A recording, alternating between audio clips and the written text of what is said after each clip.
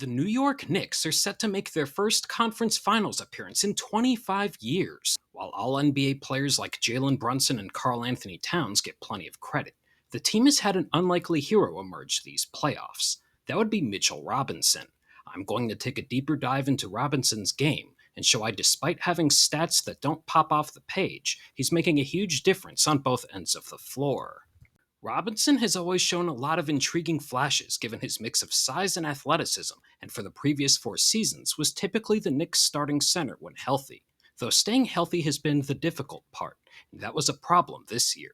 Before the Knicks acquired Towns just before this past training camp, they lost Isaiah Hartenstein in free agency. At that time, that left Mitchell as the only proven center on the roster. While he was recovering from an ankle surgery at that time, I made a video on why Robinson would be the Knicks' X factor this coming season. Though he didn't return until the end of February and played just 17 regular season games, Robinson's play so far this postseason has been worth the wait. Of the 7 Knicks players who have played 100 or more minutes this postseason, Robinson has the highest net rating, as they're outscoring opponents by 8.5 points per 100 possessions when he's on the floor. While he's only averaging 4 points per game, Robinson has been able to make an impact offensively in a variety of ways. Jalen Brunson brings the ball up, and as he crosses half court, you can see Robinson around the right slot in position to set a screen.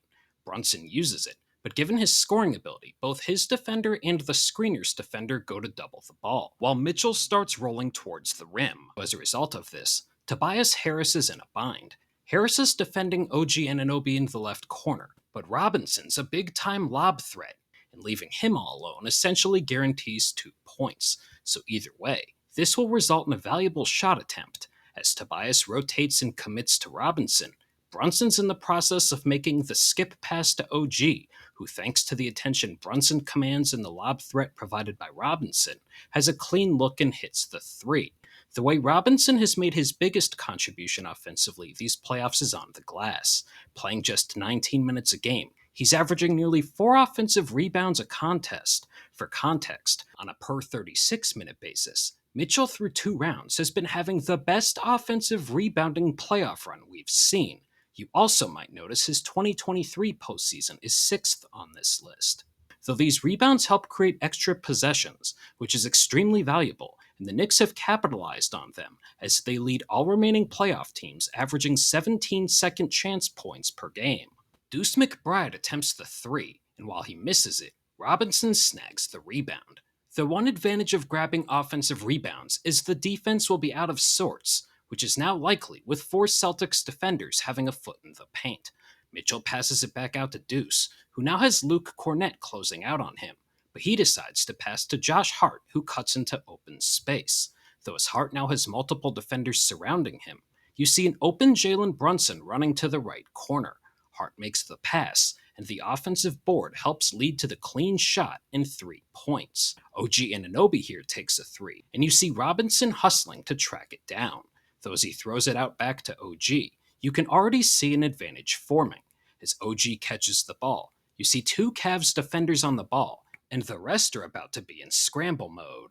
Anunoby quickly passes it to Brunson, and right away Darius Garland is running out to him, while Mikal Bridges works his way back to the perimeter. Brunson makes the quick pass to Mikal, and you can see he wants to attack downhill immediately against Evan Mobley, who is not fully set. The Robinson is also sealing off Jared Allen, which would help open up the driving lane. Mitchell's effort on the offensive glass again paid off, as Bridges works downhill for the reverse layup. Both the Celtics and Pistons these playoffs have intentionally fouled Robinson to get him to the free throw line. The strategy makes sense, as Robinson's a career 52% free throw shooter, though when teams do this could be costly. The Celtics, for instance, had various instances where they intentionally fouled Robinson before the team was in the penalty, though if a team does this, the Knicks could keep Robinson in to help accumulate the 4 team fouls and then take him out, as the next foul they draw would put them in the bonus. That's dangerous, as players like Brunson are very capable of drawing fouls. It would also be interesting to see if the Pacers do this, given the size advantage Robinson could have around the basket. Listed at 7 feet tall with a reported 7'4" wingspan, Robinson is a serious threat as a shot blocker, though he moves very well for his size and isn't afraid to defend in space. This has been apparent this postseason, as through 2 rounds, he's performed very well defending pick and roll despite being targeted there, and can hold his own in isolation. The Celtics get the rebound, and Robinson is standing near Peyton Pritchard around the free throw line. If you want to show someone Robinson's movement ability, this coming sequence is the one you reference, as Derek White has the ball approaching half court. Mitchell is at half court watching White, but also aware of Pritchard. White makes the pass, and as Pritchard gets the ball, you could see Robinson is rotated in his direction. Peyton passes the ball back to White, and Mitchell works towards him before anticipating the pass to the trailing Al Horford, though that's before Mikal Bridges points out Drew Holiday. Drew gets the ball and attacks the closeout, but Robinson is moving stride for stride with him. Though as Drew gets in the paint, Karl-Anthony Towns rotates to help, which leaves Jalen Brown open in the corner. Though Robinson has other ideas, Drew makes the pass, and Jalen takes one dribble to get to his shot, but by that time, Robinson has already rotated to close out. Now with his size and arms in the air, Mitchell has Jalen trapped in the corner, and the potential advantage turns into a steal. Robinson is defending Kristaps Porzingis here before he hands it off to Jason Tatum and gets into pick and roll. Though the Knicks switch here, and Mitchell is now guarding a perennial All-NBA wing, which is no easy task for any player. Tatum works downhill, but as he gets into the paint, Robinson's right on his side and gives him little room to operate, while Tatum tries to step back and create space for a shot. Notice how Mitchell quickly recovered and is able to use his length to alter the shot, and it leads to a miss on the tough attempt.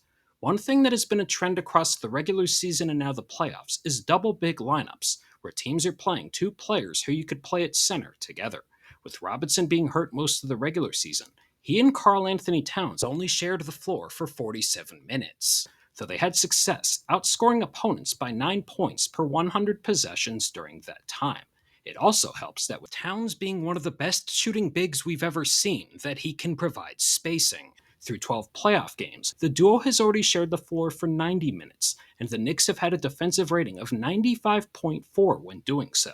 However, the question will be, how often do the Knicks go to this lineup against the Pacers? For reference, in the minutes Evan Mobley and Jared Allen played together in their recent series against the Pacers, they had a fantastic rebounding rate, though the Cavaliers were outscored by 8 points per 100 possessions in those minutes. I'm expecting the Knicks to at least try the double big lineup, and with the Knicks having better perimeter defenders and Robinson displaying more lateral movement than Allen on the defensive end, wouldn't be stunned if they had more success. What Robinson's doing on the floor won't typically generate headlines, though he's been doing a variety of things that have impacted winning for the Knicks so far this postseason. He's creating opportunities for himself and others with his offensive rebounding, and his movement at his size not only gives opponents trouble, but can allow the Knicks to trot out a double big lineup. Against a Pacers team who loves to run but doesn't have a ton of interior size, Robinson's strengths could be on display in the conference finals and potentially be a major factor in deciding if the Knicks make their first NBA Finals in 25 years. If you made it this far, thank you, and if you enjoyed the video, make sure to like and subscribe to stay up to date on my in-depth analysis throughout the 2025 NBA playoffs.